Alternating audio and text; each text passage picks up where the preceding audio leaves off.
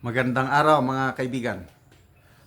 Pag-usapan natin ngayon yung pinaka-latest na pahayag ni Mr. Ted Filon sa kanyang programa sa TV5 na lumalabas na yung kanyang pagkadismaya sa nangyayari sa gobyerno. Yung illustration niya na mga leaders natin sa gobyerno is makita mo yung frustration niya. Sabi niya, half buhaya, half sawa ang namumuno sa atin ngayon. Grabe. Dinaan na lang niya sa dasal. So ito, pakinggan natin itong komentary ni Pinoy Views and Opinion tungkol dito at dagdagan ko rin ang aking reaction. Sambit na lang sa Panginoon si Ted Filon, mga kababayan. Nung natuklasan niya na mayroon na namang ginawang kababuyan, etong mga taong gobyerno, mga kababayan. Ang sabi ni Ted Filon, Lord, ano bang kasalanan namin na binigyan niyo kami ng ganitong klaseng leader? Oh, mga hybrid daw, mga kababayan. Kalahating sawa, kalahating buwaya. Babaeng ahas, krokodelos robaldos, kuting. Mga hybrid daw, mga kababayan. Yan talaga ang sinabi ni Ted Filon. Ay, hindi na raw nakontento. Lahat na daw ng pwedeng pagkunan ng pera, ginalaw na nila. Panoorin niyo po, ha? Talaga naman ng Panginoon, kung kami ganito. Anong kasalanan namin, Lord? Deserve ba namin ito? Siguro, mga kababayan, eto na ang parusa sa atin sa pagbalik sa mga Marcos na iyan. Yung kami binigyan ng mga leader ng ganito.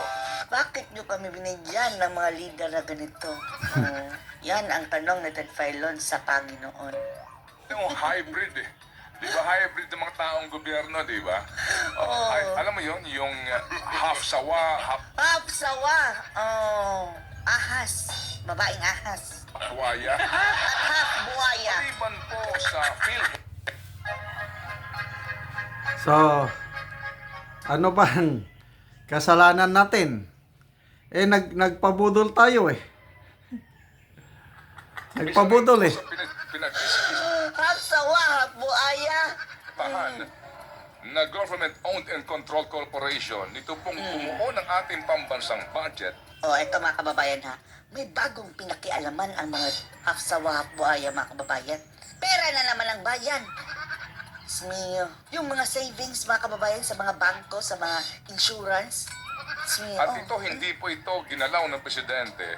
Yung pong ginawa nila, Oh, ang ibig sabihin niya hindi ginalaw, hindi vinito, proposed by the buhaya, mga kababayan, sa Congress. Sinabmit doon kay Kuting, sa BBM. Hindi niya ginalaw, hinayaan niya, mga kababayan. Ibig sabihin, agree sa kanya na pakialaman ang pera. na yung pong Philippine Deposit Insurance Corporation, PDIC. yung mismo pong Deposit Insurance Fund ng PDIC, kinalikot nila. Tinalikot insurance fund, mga kababayan, sa bangko.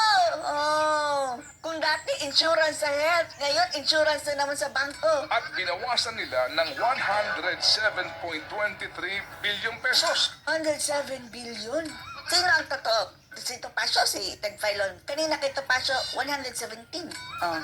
Ewan na natin, pero basta 100 billion plus, mga kababayan. Ano mo ba itong FM? Philippine Deposit Insurance Corporation? Palagi yung nasa advertisement, mga kababayan, sa bangko, a member of PDIC. After sa palatastas, sabi ni Tambalusos, mga kababayan, palatastas, patalastas. Pero sinasabi, mga kababayan, a member of PDIC. O yan naman ang kanilang pinakialaman ngayon, mga kababayan. Ako narinig ko na ito. Mag-impok sa bangko, di ba? Member PDIC. Member PDIC. Para kung mabangkarote, mga kababayan, insured ang iyong pera. Nabibigyan ka pa rin. Up to 500,000. Paano na yan? Kinuha. 107 billion daw, mga kababayan, kinuha ng gobyerno sa PDIC. Ano ibig sabihin nun? Kapag tayo po ay nagdeposito sa mga bangko, kapag po nagkaroon ng problema yung bangko, insured ang ating deposito, this time hanggang kalahating milyong piso. Tama. Tama. Example, mabankrupt ang land bank dahil ang pondo nilagay sa Maharlika Fund. Tapos, maasa ka, ay Ay, anyway, mayroong insured sa PDIC. Tapos, eto, kinuha na pati pondo sa insurance. Pag-impok sa bangko, di ba? Animal. PDIC. Mm, Meron po PDIC. kasi minamandato nga dito po sa charter ng PDIC na sila po ay mga ngalap ng pondo, ng pera mula din po sa mga bangko. Basically po, mga kapatid, no? Ito pong PDIC, ang kanila pong hawak na Deposit Insurance Fund, dito pong nagdaang 2023 ay 310.08 billion. Okay. Yang pong perang yan, binawasan po, Pinawasan.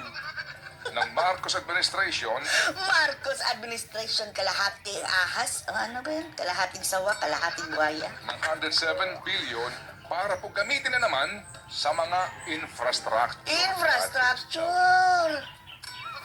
Aling infrastructure, mga kababayan? Wala nga tayo nakikitang big ticket infrastructure. Yung mga railway, mga kababayan. Okay. So, okay lang sana kung talagang gagamitin sa infrastructure. Kaya lang, wala akong masyadong nakikita eh. Hindi kaparehas panahon ng PRRD administration na kaliwat kanan ang ginagawang kalsada, tulay, infrastruktura. Napansin ko, no? Ang mga munisipyo, panahon ni PRRD, halos lahat sila nagkaroon ng pundo na nakapatayo ng bagong munisipyo. Ang gaganda ng mga munisipyo nga naipatayo panahon ni PRRD. Paligsahan ang ganda ng design. Yung mga nadadaanan ko dito sa Mindanao, yan. Munisipyo lang yan.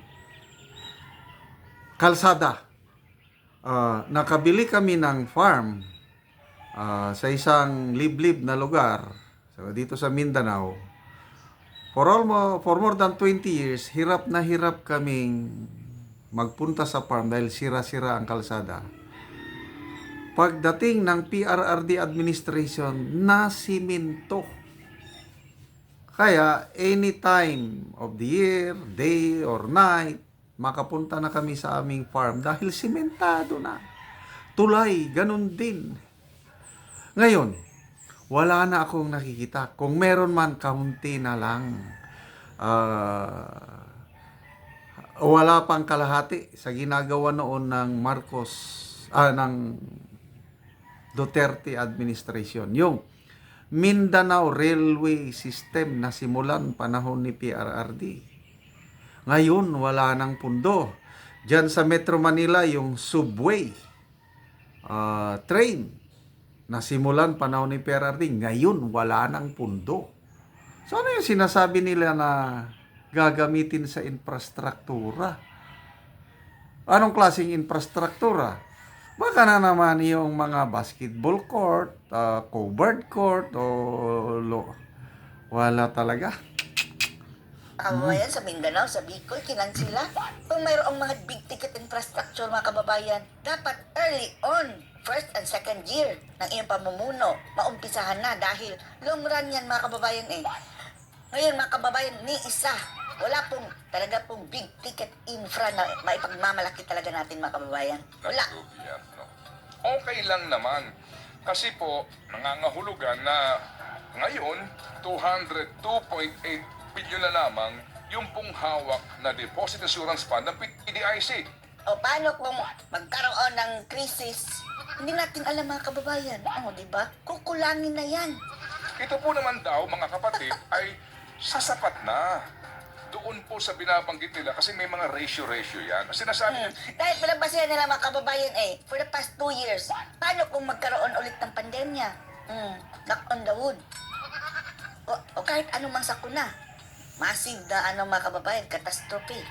Wala na tayong pera. hindi mo kayo mag-alala kasi sakto pa rin yan. Doon sa iminamandato na kinakailangan. Okay lang sana, mga kababayan, no, kung talagang may napuntahan yung mga Yan na. Kaya, hindi mo na talaga mapigilan ng mamamayan. Kaya, una, si Mayor Benji Magalong, may napanood ako na, silence is not an option. Lalaban ako, lalaban tayo. Sabi niya, si former Supreme Court Justice Carpio. Sabi niya, this is treason, this is betrayal. Mga traidor ang mayan, sabi niya. Silence is not option. Let's act now before it's too late. Panahon na para magkaroon ng revolution of accountability. Nananawagan na si Justice Carpio ng revolusyon ng mga tao para i-demand ang accountability ng government officials natin. Paano nila ginagastos ang pera ng taong bayan. Kaya, salamat sa mga kagaya ni Ted Filon, Mayor Magalong, Justice Carpio, Professor Cielo Magno at iba pa na nag-iingay ngayon. Pati na ang mga retired generals, mga PMAers, nag-iingay na rin. So, silence is not option. Mag-ingay po tayo. Ipakita natin na power resides on the people. Sana naman makinig ang gobyerno at tumugon sa hinaing ng taong bayan na gastusin ng tama ang ating mga buwis.